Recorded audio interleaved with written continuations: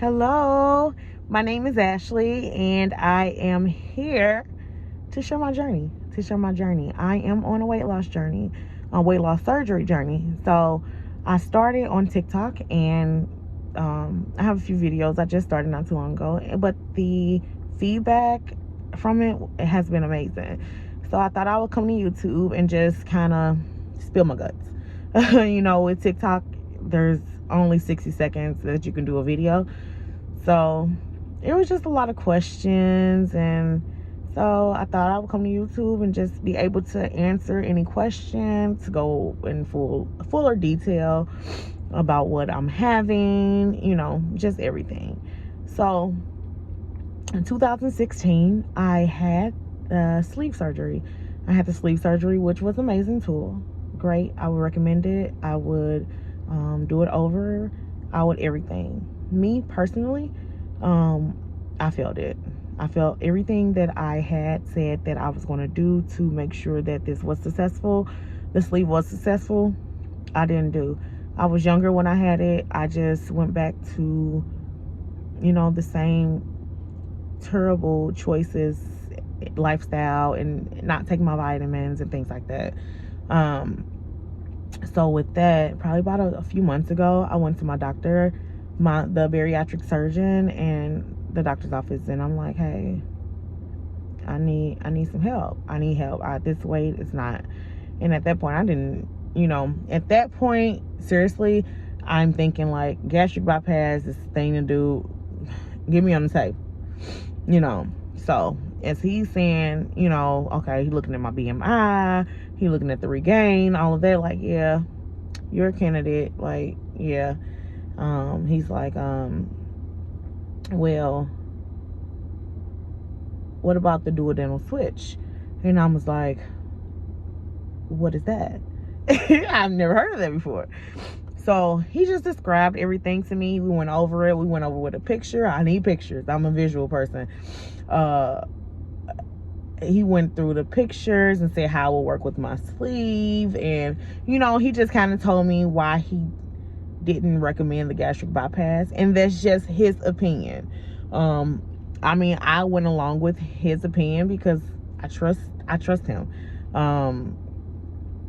And I like what he was telling me about the switch. So I had never heard of it, but at that point I was on board with it, and I'm just like, let's start the process. And because I know it's a process because I had to sleep. If you don't know, or if you are interested in a bariatric surgery, know that it is a process. Like, you have to get a lot of labs done. You have to do a psychological test. You have to get your primary doctor to approve it. You have to then you have to get your insurance to approve it. Some insurances are different. It varies. So my insurance, I really just had to submit a whole bunch of paperwork, and about like my sleeve and was I following up with my doctor and things like that. Some insurances, they don't require any of that. Now, some insurances do require you, I know, for different surgeries, to do like 3 months of a diet first, and to see if you're ready for that type of change. So insurances, I would always suggest, is even before you go to a doctor, reach out to your insurance provider and just see like, hey, I want to get a bariatric surgery. What are the qualifications? And then they can tell you, like, they always tell you, or it may be online with your insurance provider. But yeah, so back to that, there are a lot of steps to getting, the approval and getting the surgery done. So, of course, after I left him talking about the duodenal switch, I did my own research. I like what I seen. I found some groups on Facebook to kind of, see what was the long-termness of it, how was the weight coming off, have this been something that, someone have done 10 years ago, or this everybody in the group just did it a month or two ago. So no, I seen that is the long-term, a long-term surgery. It's been getting done. The one that I'm having though is It's called the SADI, a single loop duodenal switch. I think that's correct. If I'm not, just look up the SADI, it'll come up. So they're similar, but they are different. I know with the SADI, it's a single loop. So the traditional, I don't know how many loops. I'm just saying, like, I'm having the SADI. So that one is a little bit newer, but it's still not new enough for where there hasn't been detailed, details or research on it, because even in the group, I've seen people who've had it, years and years ago. So that would ease my comfort. Now with the gastric bypass, I don't know much about the gastric bypass. I know that my surgeon said that he don't do that with the sleeve. And he just told me why, and I'll keep that to myself, because if someone has getting the gastric bypass, I don't want to deter them if their doctor is, saying that that's fine and willing to do it. That's not my business. It's simply not. And hey, I'm here for whatever. I just want everybody to be safe. So but yeah, so that's why we chose the SADI, the duodenal switch. And so after I got everything done, I was just so excited. I got my my phone call, said I got approved and went and start my liquid diet. So to go on to that part, I started my liquid diet June 29th. Today is July the 1st. I have been on a liquid diet for 3 days. It's rough. The liquid diet is rough. It don't matter. I had it 5 days prior to my sleeve surgery. This time around, he made me do it for 10 days. So, and yeah, it is. I think it varies. It literally varies from doctor to doctor. My surgeon who did my sleeve, he left shortly after doing my sleeve and went somewhere for some research. And I talked to him and he told me, and that's who he recommended me to. The surgeon I'm going to now. And I know a host of people who have went to this surgeon for bariatric surgeries and things like that. So that's why I'm so comfortable with him. He gave me 5 days. I don't know why it's such a difference, but it is. Now, with that being said, some doctors do different things. I've heard of people doing like a modified for, 3 weeks before, and then a week before the surgery, they do total liquids. I've heard of people being able to do, and this is just from the Facebook. I mean, same surgery, same everything, revisions or whatever. I've heard people doing, they're able to eat vegetables like 3 days prior to their surgery, and then they have to do full liquids. So it just all depends. It really just depends. And so my doctor said best for me, and I don't know if you do all his patients, but best for me, I do the 10 days. So I'm on day 3. It's been a struggle. Honestly, I've been through this before, but it was for 5 days. So I've been through it before, but it don't get easier.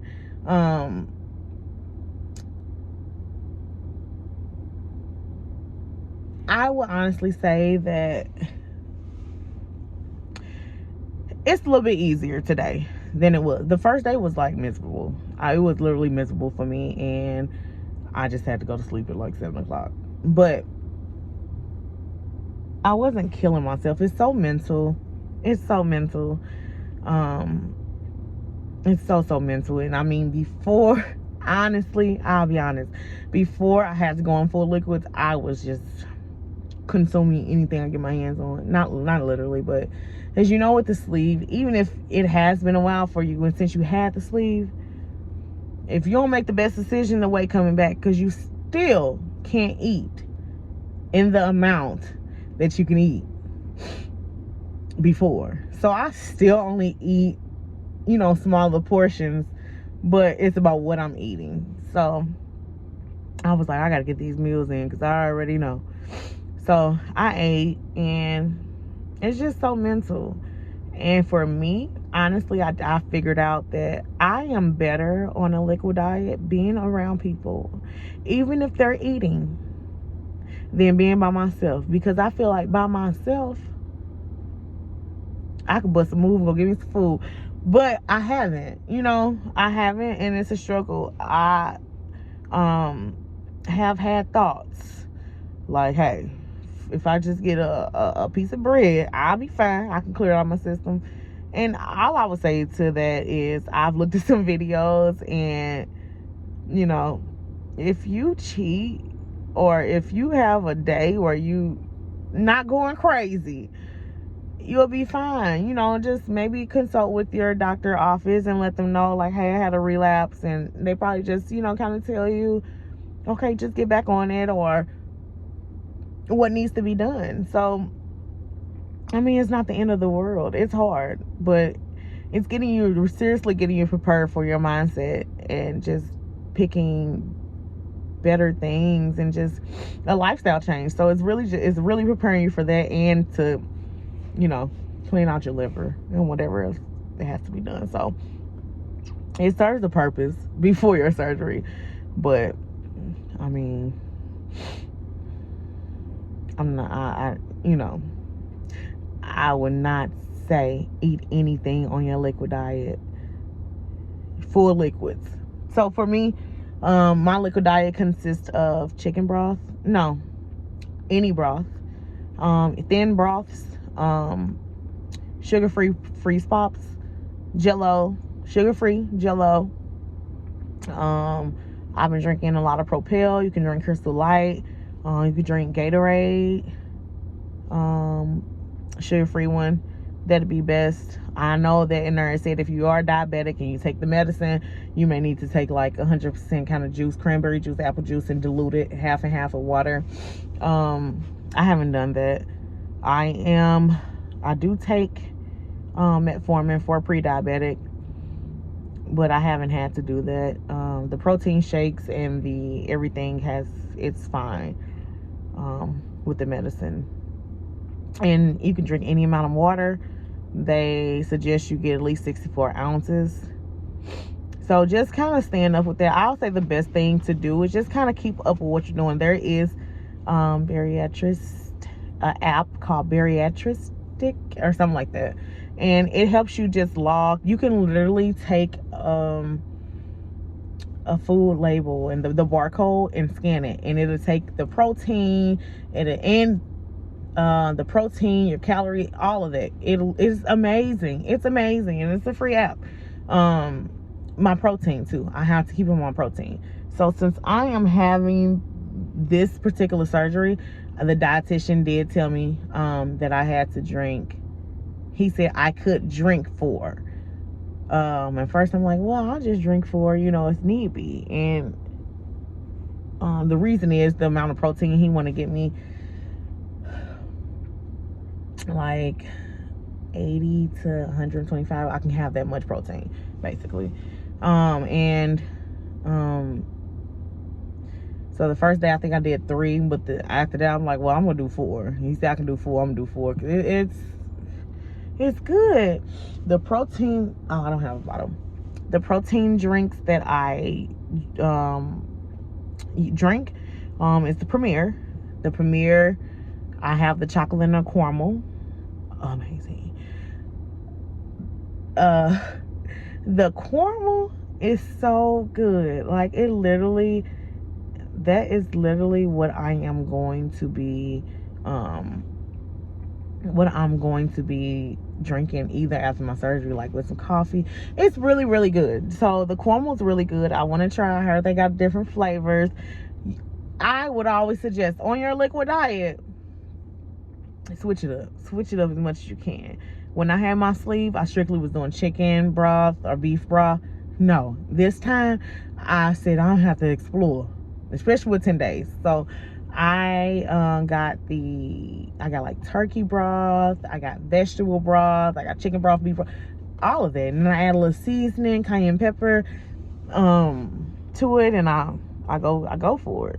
I don't drink a lot of chicken broth though, because after a while I just say I can't do it. But when you're craving a hot meal, it really feels it hits the spot. So what else? Yeah, the Premier protein shakes, you can get different ones. I would highly suggest that. Don't just go out and buy one flavor and buy like 120 pack, because you're gonna want to gag. Switch it up. Definitely switch it up at all times. And yeah, so it's been okay. It's rough, but it's okay. I'm not killing myself. I'm not just staying in the house. And my liquid diet is gonna be falling on the 4th of July. I'm gonna have to be on liquid. So the temptation's not there. Yeah, the food's gonna smell good. You're gonna see barbecue and all of that, but I had to constantly remind myself, and if you're going through this, you're going to understand what I'm saying. I chose this. I chose to do this. Nobody's making me do it. Nobody's making me do it. I want to have the surgery. I want to get better with my weight and my health, and these are the things I'll have to do. Sometimes it's not always easy, and so with that being said, that helps me more than anything. Another thing that helped me is the Facebook groups. Those Facebook groups are amazing. Like, I feel like I don't even know what's going on in the regular Facebook world, because this is all I've been focused on. The reason why I've been focused on it, because nobody can support you or understand what you're going through like someone who's going through the same thing at the same time. Not saying that family and friends can't support you, because I have some amazing family and friends. Shout out to my husband. He's going strong on the liquid diet with me, and oh my God, it helps so much. And my sister and my friend, they've all, like, they're not doing the full liquids, they're doing like the modified. So they're drinking the protein shakes, 2 approved snacks, and then eating just like a lean piece of meat and vegetables. And that's even supportive too. It's so supportive. It's a great feeling. So I really appreciate them for that. And it helped. But those Facebook groups, oh my God, they are so, like, if you feel down, you can just post the post like, I can't do it today, and your notifications will be blowing up. I am in a group called SADI, SIPS. It's my specific surgery. I'm in a traditional group as well, duodenal switch group as well. I've met some amazing people. I've met some amazing people out there. I've had connected with someone out there, and we go back and forth. Her surgery's the day before mine, so we go back and forth, and it is amazing. It's like that push you need. So I would always recommend, if you're going through bariatric surgery, if you're thinking about bariatric surgery, if you feel like you're failing on bariatric surgery, get into a group. Even if you're not on social media, call the hospital or the program that you went through your surgery through. It don't matter if it was 6 years ago. Call them and say you need to get in the support group. They have those groups, and it is amazing. When you feel like you're the only person going through something, believe me, there are at least 10 people close to you that's going through the same thing. So it's amazing. It makes you feel better about yourself. It makes you feel better about what you're deciding to do. It just make you feel better. So yeah, this is exactly why I couldn't do this on TikTok. Those 60 seconds were up a long time ago. But yeah, so this is just the beginning, guys. This is just the beginning. Oh yeah, today, I know you're probably like, what is that? Today I did have to go to the hospital where I'm having the surgery, and I had to get my little packet with all my information, pre-surgery information, and you know, things to do, not to do for surgery and things like that, post surgery.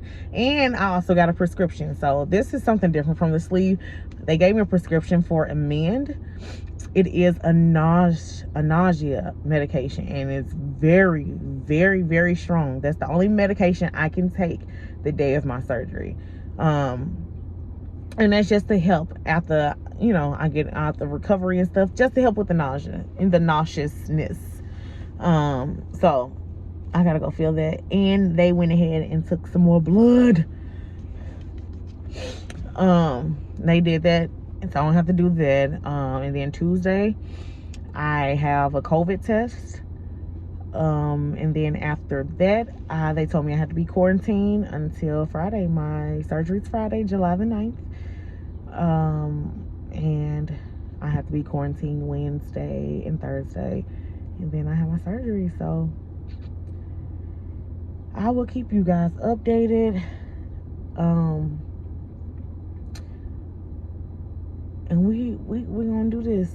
We're gonna do it. Oh, another thing, and this is something that I probably shouldn't have done, but just to kind of track where I've been. And I know most of it's liquid. So from Tuesday, it's Thursday, I have lost like 4 to 6 pounds. And the only reason I'm saying 4 to 6 because I got on 2 different scales and they both kind of vary within a 4 to 6. So we could just say 5. But I have lost between 4 to 6 pounds. So that's very good, and I'm very happy about that. And yeah, I don't want to keep doing it, but it's very motivating when you have those times with the liquid diet, like, oh my God. But that is motivating. So I just wanted to let you all know that, and I'll be back soon with another update. Good luck, anybody that's going through what I'm going through. Good luck if you're thinking about it. Good luck, and let the games begin. Have a good one. Talk to y'all soon.